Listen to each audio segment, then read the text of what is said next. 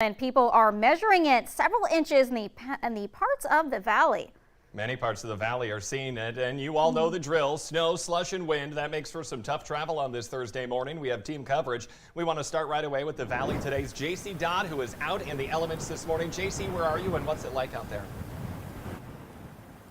Good morning, Jordan. Phoenix, yes, it is the same drill that we've had all winter long. I'm here just outside of Dilworth off of Highway 10, and things have progressively gotten more aggressive this morning. That snow is getting thicker here. Now, we haven't gotten all the inches that we've seen in eastern Minnesota, but there is still some snow covered. It's especially accumulating on this grass, but these roads are slick. So they're not completely snow covered where I am here on Highway 10, but they're slick. They're icy, and that wind is one thing to battle with. I cannot keep my hood up. My eyes have been watering all morning long.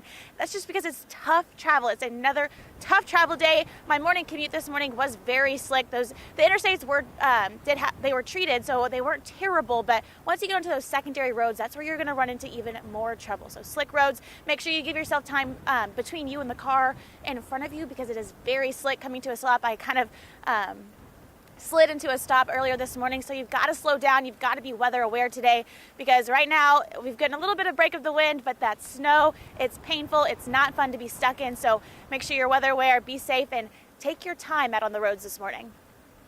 Very good advice, JC, and thank you so much for being out there in those elements for us and for all the viewers at home. And it is very important to be very careful. I almost slipped actually on my walk to the garage this morning, so it's real. It is a slick morning out there, and tracking that weather system that's bearing down on us right now, meteorologist Lisa Green, she joins us. Good morning, Lisa. Good morning. Day 2 of our wintry weather and day 2 of our first alert weather days. That wind has been a problem. It's been the theme overall, and interspersed in that is the snow, and that scattered snow continues where JC is in the FM Metro, and the main band out to the west this morning. We're looking at Langdon, Devil's Lake picking up the snow, down toward Jamestown and Allendale, where we're seeing our current band of heaviest snow, into southeastern North Dakota as well. Zooming in on the FM Metro, we're adding another round of it. JC was mentioning it's starting to pick up there where she is, and this is moving in. Again, a reminder, this is all moving around an area of low pressure to the east, so we're seeing that wind and the snow coming in from the northeast. So this is moving in right now. It's a little quieter down toward Horace and the West Fargo area, but that's going to be changing as we see this next round moving through the metro. And similar situation anywhere else in the valley as we make our way through the day. This low, a big one, stretching from the plains to parts of the eastern part of the Great Lakes.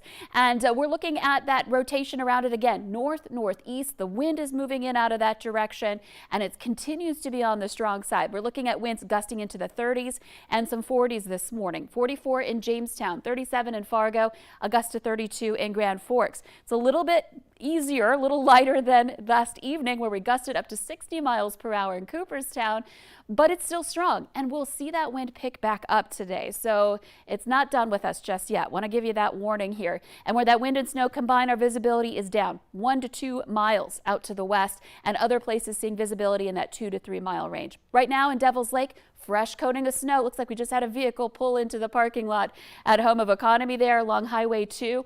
And those are some areas in the west where we picked up our latest coating of snow here, with temperatures in Devil's Lake below freezing. In fact, we're at 28 degrees, one of our coldest temperatures on the map here this morning. Bemidji's at 29. Fargo, Jamestown, both reporting some falling snow, and so is Devil's Lake. So if the school isn't delayed or canceled for you today, you're going to want to send those kids out here with their snow gear throughout the morning. And around 8 o'clock, we're looking at temperatures right at the freezing mark. Winds will be strong. Eventually this afternoon, heading home from school, we're looking at windy conditions, but the snow is ending. Temperatures coming up just a little bit, getting into the mid-30s.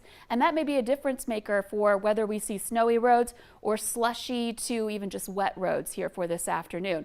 What doesn't ease up through the day is this, the wind. We continue to see gusts throughout your Thursday into the 40s, even picking up to maybe 50 miles per hour by 4 o'clock this afternoon, getting close there in Fargo. Winter weather advisory remains in effect until 1 o'clock this afternoon. The high wind warning lasts longer because of the longer winds that we'll be dealing with. We're looking at that in effect until 7 o'clock tonight. Get some sunshine, though, back for Friday and into this weekend. So things do get better. But again, today you're going to want to be careful, especially out on those roads, Jordan. You sure do. Let's get a check of those roads. Lisa, thank you this morning. We continue our team coverage with that. I wanted to point out where JC was. You saw her just a few minutes ago. She said in Dilworth. And that's one interesting thing. Taking a look at our map right now, right here where I'm labeling it is Fargo. I got it real zoomed in. Right there we are.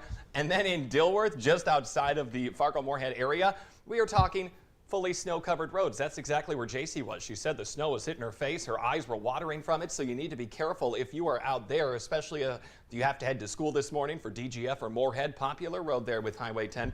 Zooming back out now, we're also experiencing some fully covered roads along Highway 10. Holly on over to Detroit Lakes around the Otter Tail Battle Lake region as well. And then zooming out a little bit more, Ada, Borup, Twin Valley, that area also dealing with some fully snow-covered roads. Same with Thief River Falls. This is where more schools are delayed this morning, so you need to watch out. Let the crews clear that before you head out. Taking a look at North Dakota here, if I can get that map to load, we are dealing with wet on I-29 from all the way Canada down to South Dakota.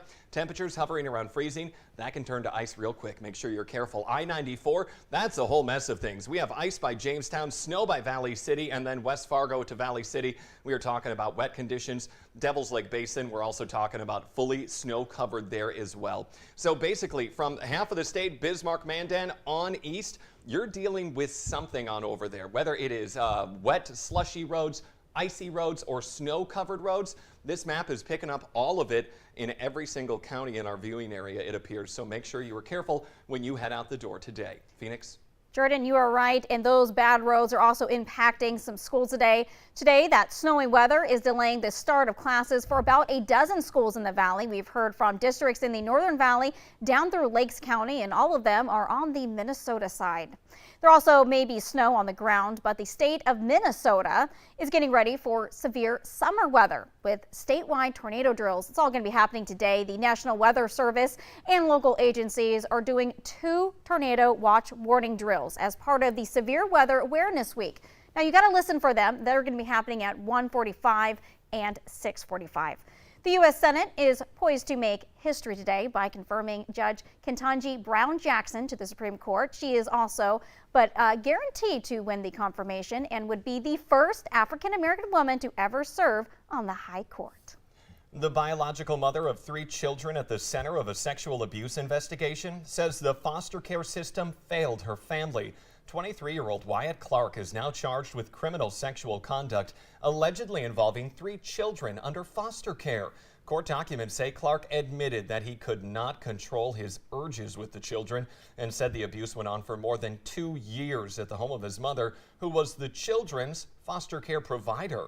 Jackie Black's 5 children were taken back in December of 2019 due to her drug use. 4 children were placed at the home of Sheila Clark. That's where Clark's son Wyatt lived. Black is asking for an investigation into the White Earth Reservation's Indian Child Welfare Department. Now we have more on this story on our VNL News app. The Traverse County Sheriff's Department is awaiting autopsy results on a man found dead in Browns Valley, Minnesota. They were called to a family disturbance Tuesday night, but before deputies arrived, a man said to be under the influence of drug or alcohol left the house. His body was found a short time later. A Moorhead man is on the ground in Poland helping Ukrainian refugees. Mark Lindquist has been there for about a week now. They say that the first family that he and other volunteers escorted out included an 11-year-old Ukrainian girl who was shot in the face by Russians while trying to escape with her mother. However, Lindquist was there when he was reunited with her father, and he said it's one of the most touching moments he's experienced. You can follow his journey on the VNL News app.